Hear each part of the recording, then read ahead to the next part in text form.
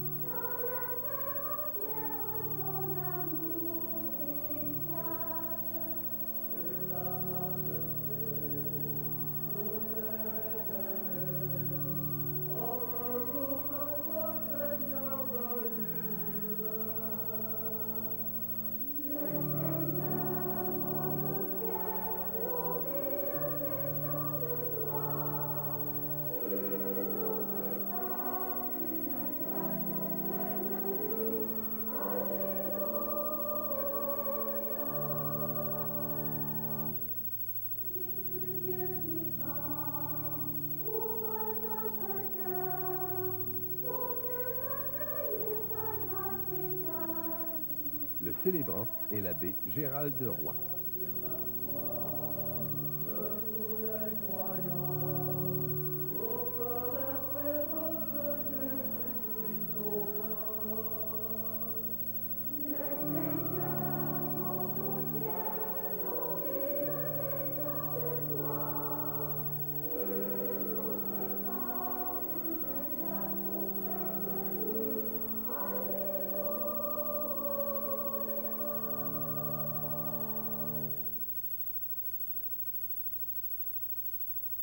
Bonjour, bienvenue à chacun de vous. Aujourd'hui, fête de l'Ascension, tous les textes de la messe nous invitent à changer notre regard. Ce n'est pas un départ, une absence que nous fêtons, c'est au contraire un envoi en mission. Cette mission nous est donnée par le Seigneur qui nous soutient et nous rend capables d'agir. Au cours de cette célébration, prenons conscience de notre mission dans le monde et laissons d'éclater notre joie puisque le Seigneur prend soin de nous et nous prépare une place auprès de lui. Que Dieu notre Père et Jésus-Christ notre Seigneur vous donnent la grâce et la paix. Je me joins à la communauté paroissiale de Saint-Benoît-Joseph-Labre d'Amqui pour souhaiter à tous les téléspectateurs la plus cordiale bienvenue. C'est le Christ Jésus qui nous réunit ce matin. Il avait réuni ses 11 disciples sur la montagne de Galilée le jour de l'Ascension. Puissions-nous entendre nous aussi son appel à partager notre espérance. Au seuil de cette célébration, prenons bien conscience de sa présence au milieu de nous. Confessons son amour. Accueillons sa miséricorde.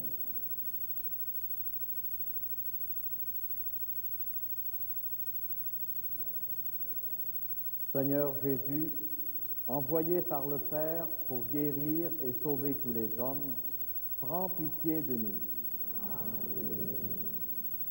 Ô Christ, venu dans le monde appeler tous les pécheurs, prends pitié de nous. Seigneur, élevé dans la gloire du Père, où tu intercèdes pour nous, prends pitié de nous. Que Dieu Tout-Puissant nous fasse miséricorde, qu'il nous pardonne nos péchés et nous conduise à la vie éternelle.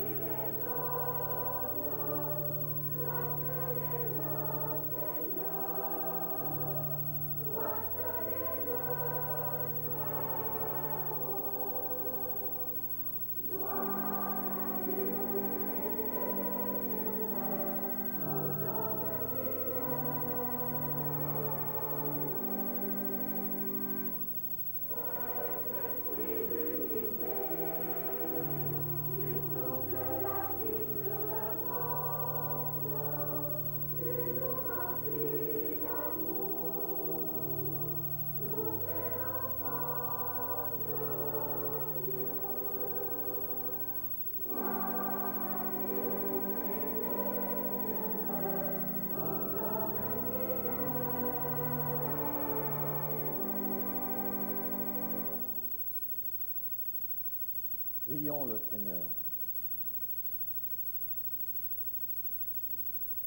Dieu qui élève le Christ au-dessus de tout, ouvre-nous à la joie et à l'action de grâce, car l'ascension de ton Fils est déjà notre victoire.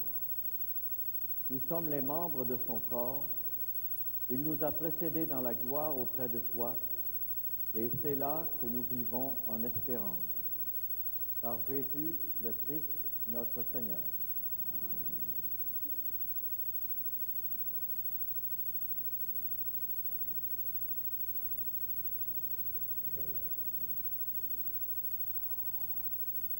Après le départ du Christ ressuscité, les disciples seront investis de l'Esprit pour être les témoins de la bonne nouvelle. Commencement du livre des Actes des Apôtres. Mon cher Théophile, dans mon premier livre, j'ai parlé de tout ce que Jésus a fait et enseigné depuis le commencement, jusqu'au jour où il fut enlevé au ciel, après avoir, dans l'Esprit Saint, donné ses instructions aux apôtres qu'il avait choisis. C'est à eux qu'il s'était montré vivant après sa passion. Il leur en avait donné bien des preuves, puisque pendant 40 jours, il leur était apparu et leur avait parlé du royaume de Dieu. Au cours d'un repas qu'il prenait avec eux, il leur donna l'ordre de ne pas quitter Jérusalem, mais d'y attendre que ce que le Père avait promis. Il leur disait, « C'est la promesse que vous avez entendue de ma bouche. Jean a baptisé avec de l'eau, mais vous, c'est de l'Esprit Saint que vous serez baptisés d'ici quelques jours. » Réunis autour de lui, les apôtres lui demandaient, « Seigneur, est-ce maintenant que tu vas rétablir la royauté en Israël? » Jésus leur répondit, « Il ne vous appartient pas de connaître les délais et les dates que le Père a fixées dans sa liberté souveraine. Mais vous allez recevoir une force, celle du Saint-Esprit qui viendra sur vous. Alors vous serez mes témoins à Jérusalem, dans toute la Judée et la Samarie, et jusqu'aux extrémités de la terre. » Après ces paroles, ils le virent s'élever et disparaître à leurs yeux dans une nuée. Et comme ils fixaient encore le ciel, où Jésus s'en allait, voici que 2 hommes en vêtements blancs se tenaient devant eux et disaient, « Galiléens, pourquoi restez-vous là à regarder vers le ciel? Jésus, qui a été enlevé du milieu de vous, reviendra de la même manière que vous l'avez vu s'en aller vers le ciel. » Parole du Seigneur.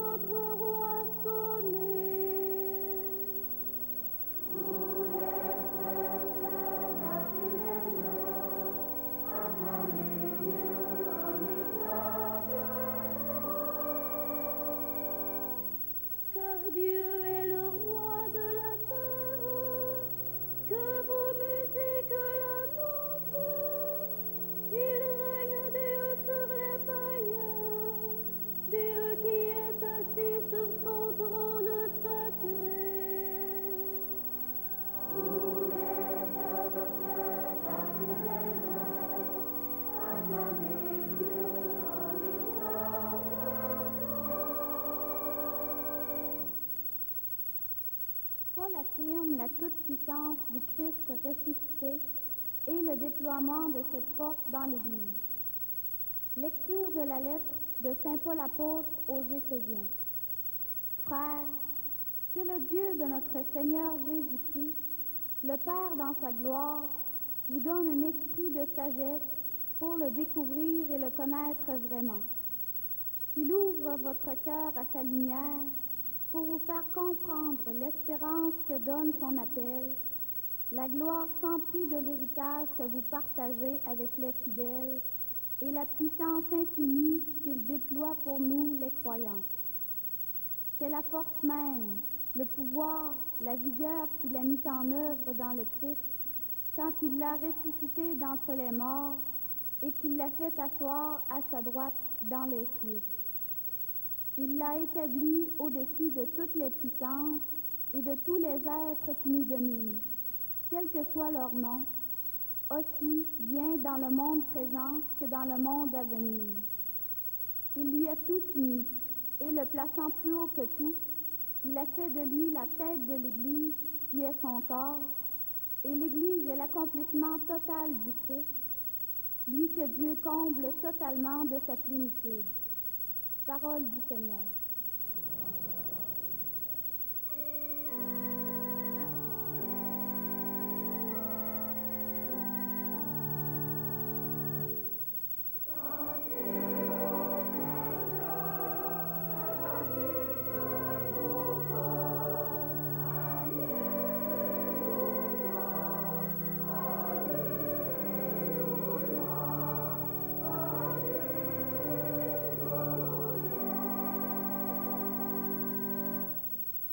Pourquoi rester les yeux vers le ciel? Au dernier jour, il reviendra.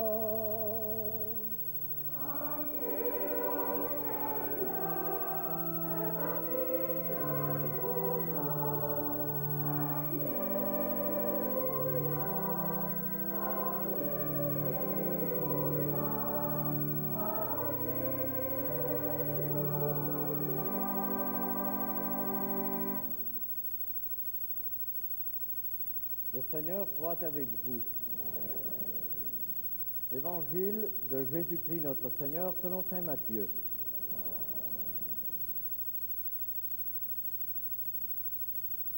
Les 11 disciples s'en allèrent en Galilée, à la montagne où Jésus leur avait ordonné de se rendre.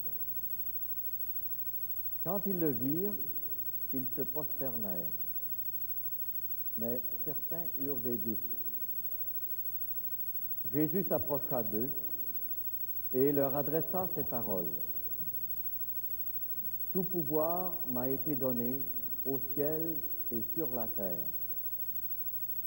Allez donc, de toutes les nations, faites des disciples.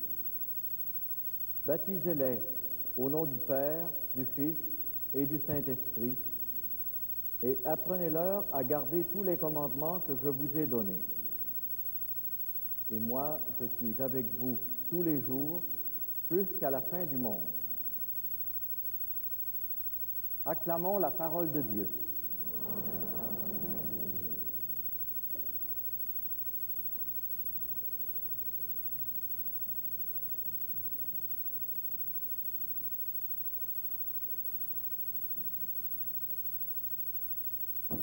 C'est une belle fête, la fête de l'Ascension.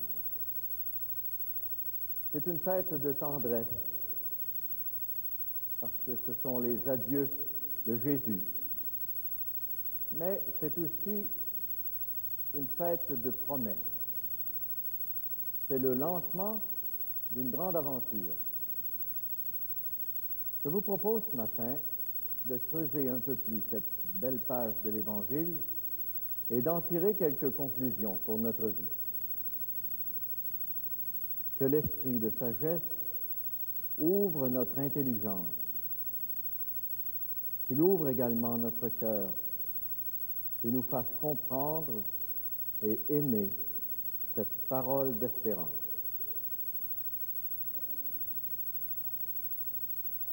C'était quelque temps après la résurrection.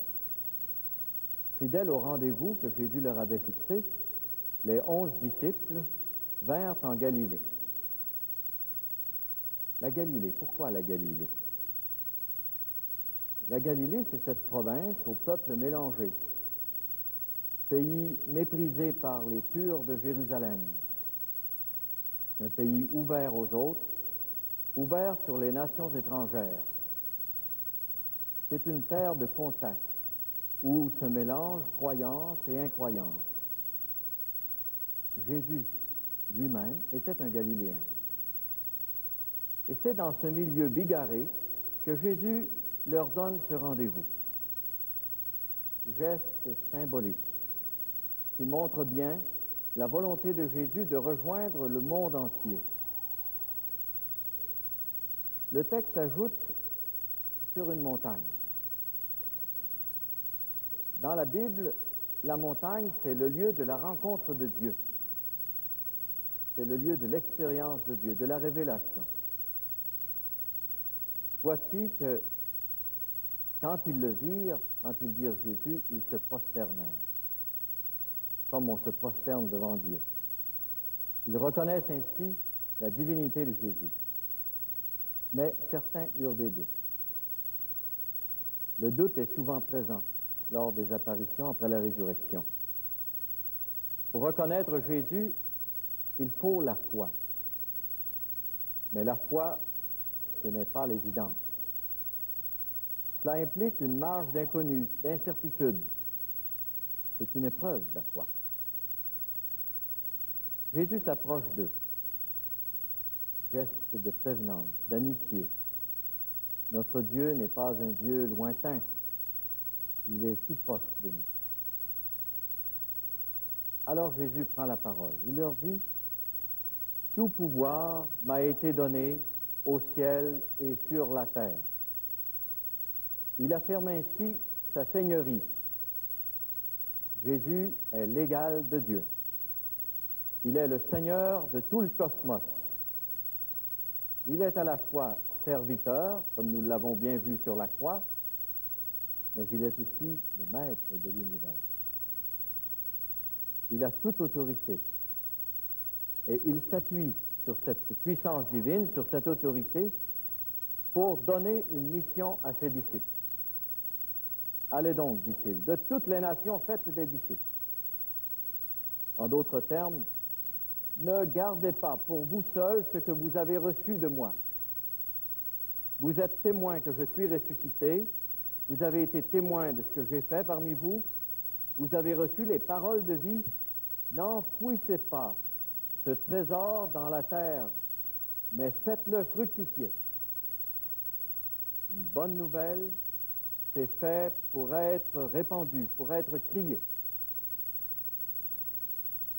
Le projet de Jésus, c'est bien de conquérir pacifiquement toutes les nations. C'est de conquérir le cœur de tous les hommes et de toutes les femmes. Et là, Jésus précise les modalités de la mission. Baptisez-les au nom du Père, du Fils et du Saint-Esprit. Plongez-les dans le bain de la vie divine trinitaire pour qu'ils renaissent enfants de Dieu. Renouvelez-les. Renouvelez les racines de l'humanité pour que les hommes et les femmes puissent s'aimer comme Dieu lui-même. Enfin, dernière modalité de la mission. Apprenez-leur à garder tous les commandements que je vous ai prescrits. Croire, mes amis, ce n'est pas seulement un acte intellectuel de connaissance envers Dieu. Cela implique tout l'être. Cela influence tout notre comportement. Être enfant de Dieu, c'est agir en enfant de Dieu. Enfin, Jésus ajoute cette petite phrase, mais tellement importante. Et moi, je suis avec vous chaque jour jusqu'à la fin des temps. Imaginez une poignée d'hommes. Ils étaient 11.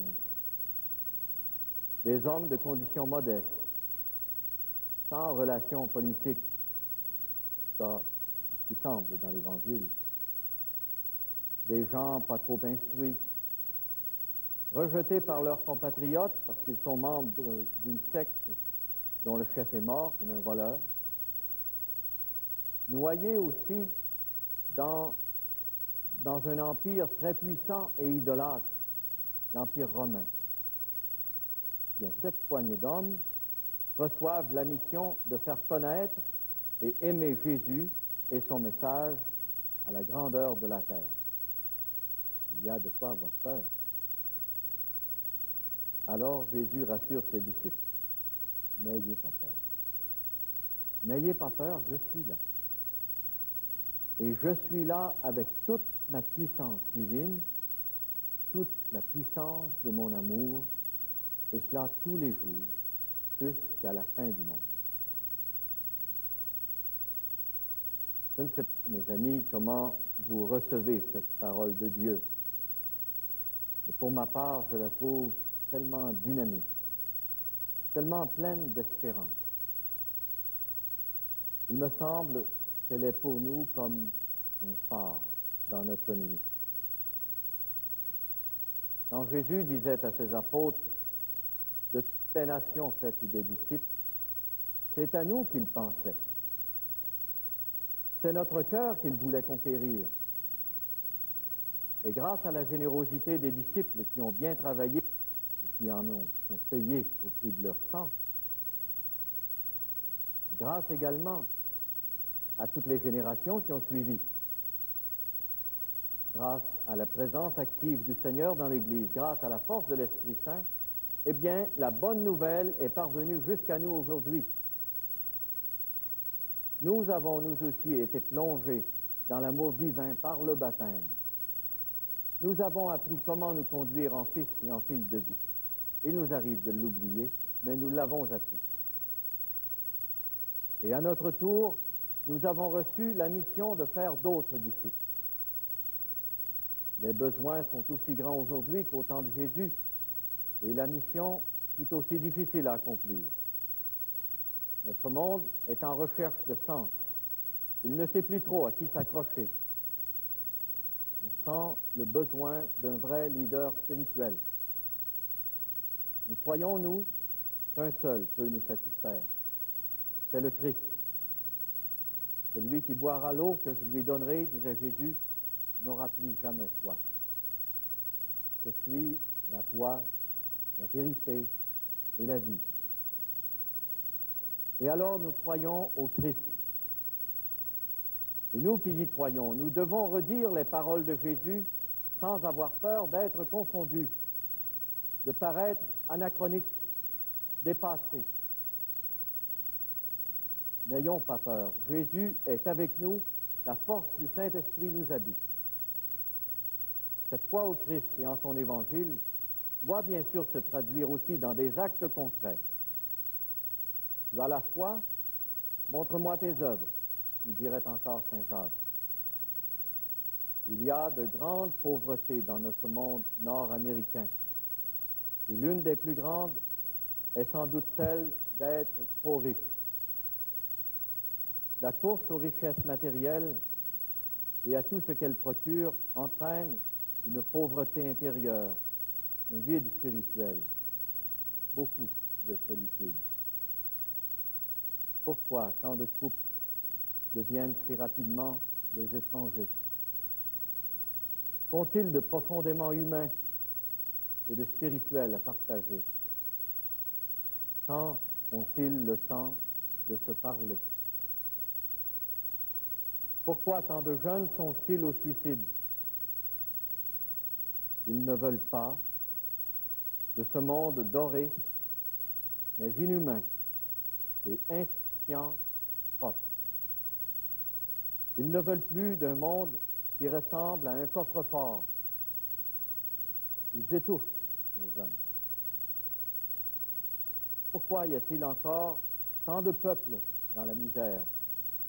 N'a-t-on pas été davantage préoccupés à leur vendre des armes qu'à leur donner des moyens de se développer? Pourquoi y a-t-il encore tant de disparités régionales dans un pays riche comme le nôtre? Combien de chômeurs de notre région vous diraient, à ma place, j'avais faim et je voulais travailler. Vous m'avez consenti un chèque et vous m'avez dit, attends. Et j'ai perdu l'estime de moi et j'ai perdu l'estime des autres. Rentabilité. Voilà bien le mot d'ordre de notre siècle. Comme si la rentabilité était la clé du bonheur. Voyez, frères et sœurs, ce ne sont pas les champs d'action qui manquent pour un chrétien qui veut s'engager aujourd'hui. Bien devant ce monde qui nous semble malade parfois et brisé, mais qui est peut-être davantage en crise de croissance, je crois que le Seigneur nous demande, à nous, croyants, de veiller à promouvoir les valeurs spirituelles et morales contenues dans l'Évangile. Il nous demande de faire passer les intérêts de la personne avant l'argent, avant les biens matériels, avant le pouvoir. Il nous demande aussi de prendre bien soin des blessés de la vie actuelle. Il nous invite à développer notre intimité avec lui, à parler en bien de lui. Tout cela, nous avons à le faire là où nous sommes, dans les humbles actions de la vie quotidienne. Allons-y donc courageusement. N'ayons pas peur. Le Christ a vaincu le mal. Il est avec nous tous les jours jusqu'à la fin du monde. Voilà la bonne nouvelle de ce dimanche. Rendons-en grâce au Seigneur au cours de l'Eucharistie qui va maintenant se poursuivre et prions les uns pour les autres. Amen.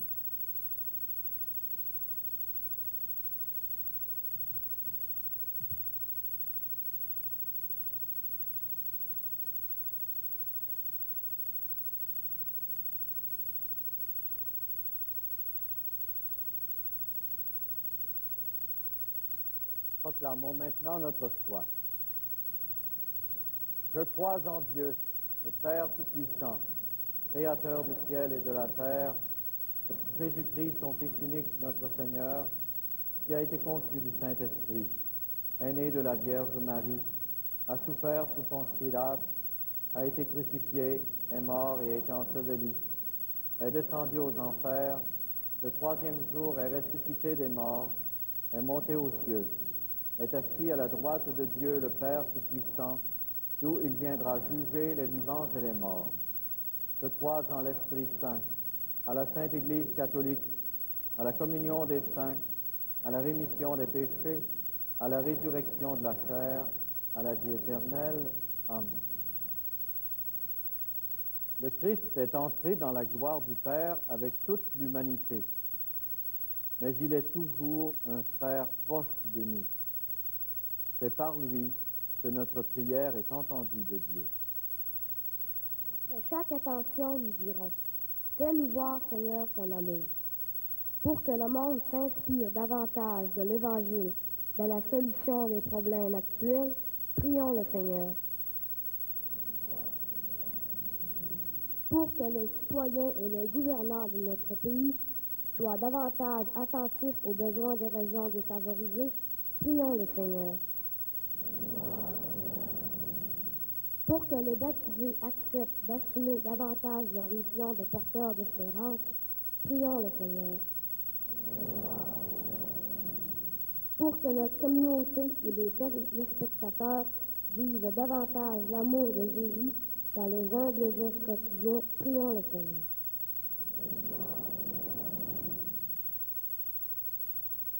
Recommandons également au Seigneur toutes nos intentions personnelles de prière, et spécialement les personnes qui se confient à nous.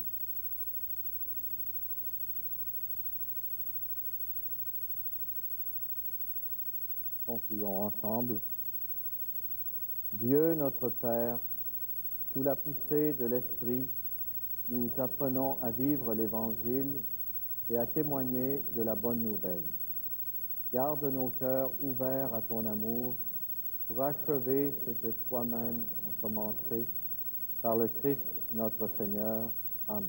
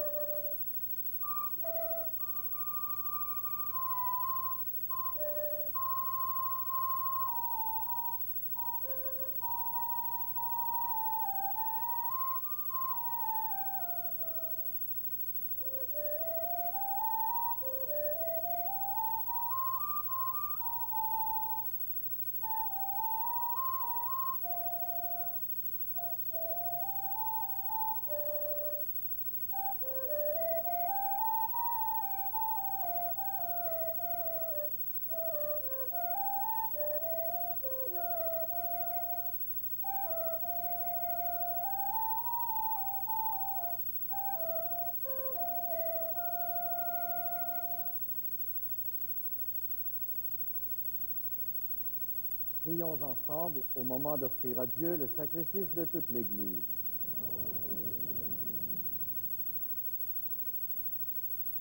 Seigneur, nous te présentons humblement ce sacrifice pour fêter l'ascension de ton Fils auprès de toi. Que cet échange mystérieux nous fasse vivre avec le Christ ressuscité, lui qui vit et règne pour les siècles des siècles. Le Seigneur soit avec vous. Élevons notre cœur. Rendons grâce au Seigneur notre Dieu. Vraiment, il est juste et bon de te rendre gloire, de t'offrir notre action de grâce toujours et en tout lieu, à toi, Père très saint, Dieu éternel et tout-puissant. Car le Seigneur Jésus, vainqueur du péché et de la mort, est aujourd'hui ce roi de gloire devant qui s'émerveillent les anges. Il s'élève au plus haut des cieux pour être le juge du monde et le Seigneur des seigneurs, seul médiateur entre Dieu et les hommes. Il ne s'évade pas de notre condition humaine, mais en entrant le premier dans le royaume, il donne aux membres de son corps l'espérance de le rejoindre un jour. C'est pourquoi le peuple des baptisés, rayonnant de la joie pascale, exulte par toute la terre, tandis que les anges dans le ciel chantent sans fin l'hymne de ta gloire.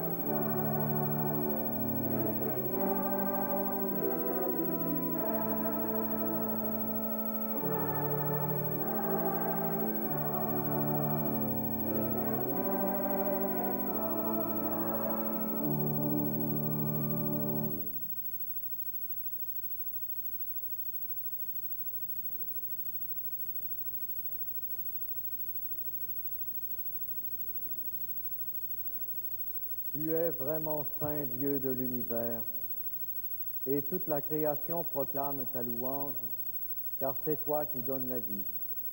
C'est toi qui sanctifies toutes choses par ton Fils Jésus-Christ notre Seigneur, avec la puissance de l'Esprit Saint.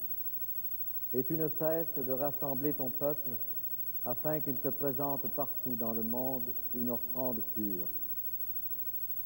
C'est pourquoi nous voici rassemblés devant toi, et dans la communion de toute l'Église, nous célébrons le jour très saint, où notre Seigneur, ton Fils unique, ayant pris notre nature avec sa faiblesse, la fit entrer dans la gloire près de toi.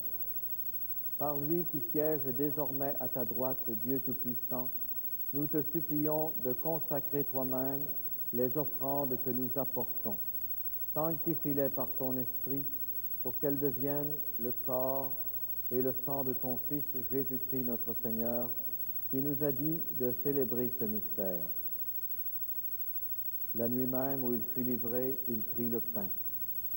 En te rendant grâce, il le bénit, le rompit et le donna à ses disciples en disant, « Prenez et mangez-en tous, ceci est mon corps livré pour vous. »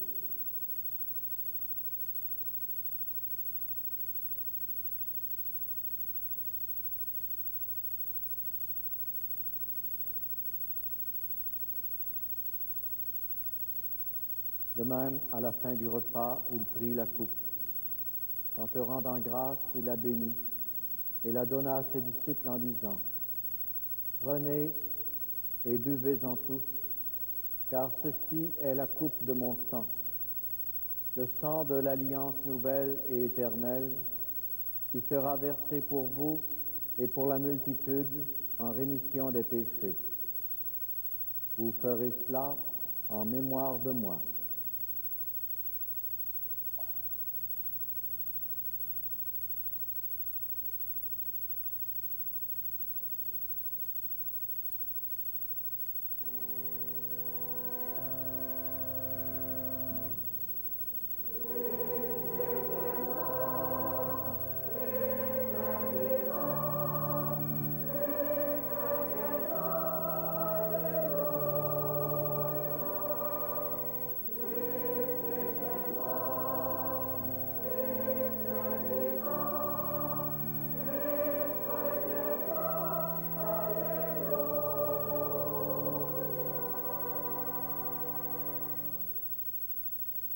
En faisant mémoire de ton Fils, de sa passion qui nous sauve, de sa glorieuse résurrection et de son ascension dans le ciel, alors que nous attendons son dernier avènement, nous présentons cette offrande vivante et sainte pour te rendre grâce.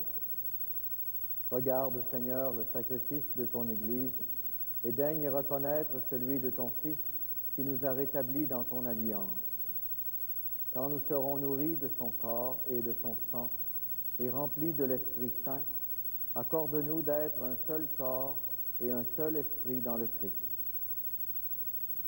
Que l'Esprit Saint fasse de nous une éternelle offrande à ta gloire, pour que nous obtenions un jour les biens du monde à venir auprès de la Vierge Marie, la bienheureuse Mère de Dieu, avec les apôtres, les martyrs, Saint Benoît, Saint Tarcisius, Saint Vianney, et tous les saints qui ne cessent d'intercéder pour nous.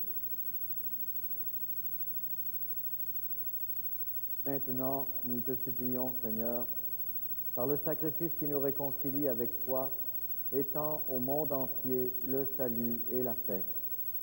Affermis la foi et la charité de ton Église au long de son chemin sur la terre.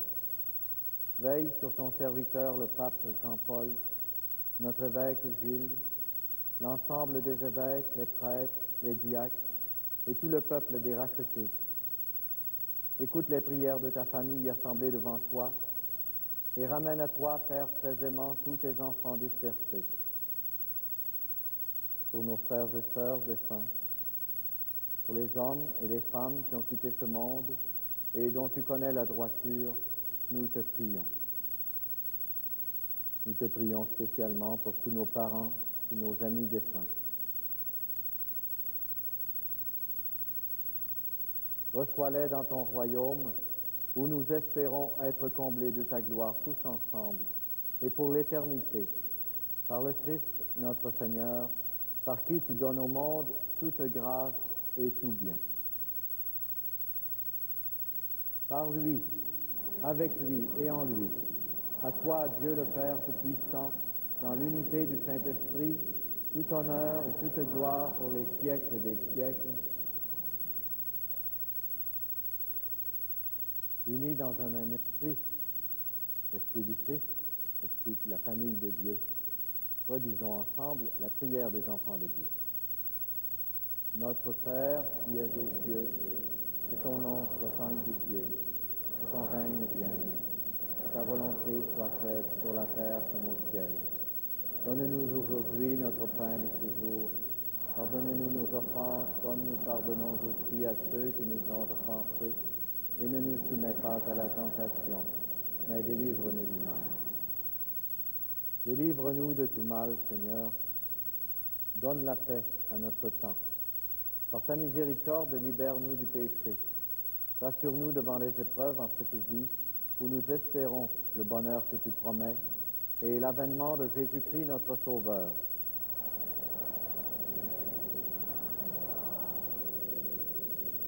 Seigneur Jésus-Christ, tu as dit à tes apôtres, « Je vous laisse la paix, je vous donne ma paix. Ne regarde pas nos péchés, mais la foi de ton Église. Et pour que ta volonté s'accomplisse, donne-lui toujours cette paix et conduis-la vers l'unité parfaite, toi qui règnes pour les siècles des siècles. » Que la paix du Seigneur soit toujours avec vous.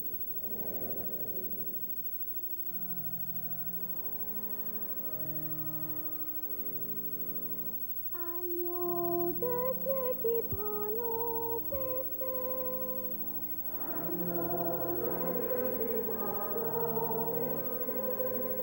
Tu donnes joie au monde, joie. Tu donnes joie au monde. Agneau de Dieu qui prend nos péchés. Agneau de Dieu qui prend nos péchés. Tu donnes vie au monde, vie. Tu donnes vie au monde. Agneau de Dieu qui prend nos péchés. Agneau de Dieu qui prend nos péchés. Tu donnes paix au monde, paix. Tu donnes paix au monde.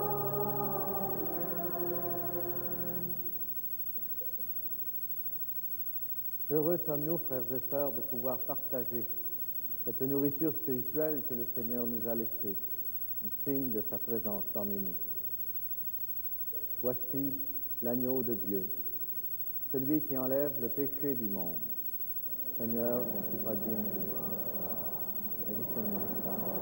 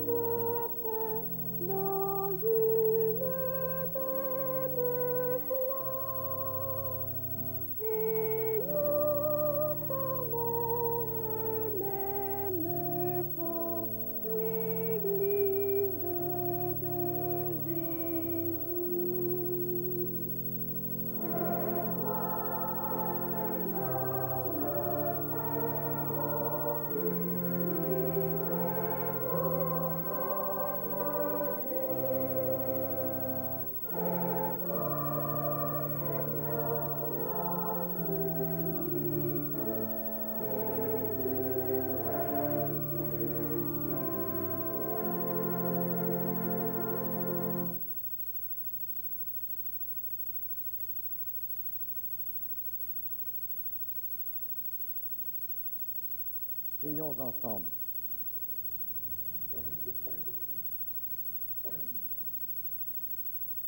Dieu qui nous donne les biens du ciel, alors que nous sommes encore sur la terre, mets en nos cœurs un grand désir de vivre avec le Christ, en qui notre nature humaine est déjà près de toi.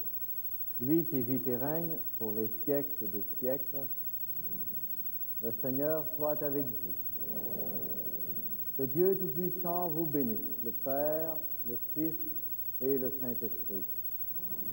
J'ai été heureux de célébrer cette Eucharistie avec vous tous. Je vous souhaite une excellente semaine. Je remercie tous ceux et celles qui ont participé à la réalisation de cette Eucharistie. Que le Seigneur nous accompagne et allons porter la bonne nouvelle et soyons assurés que le Seigneur est avec nous. Allez dans la paix du Seigneur.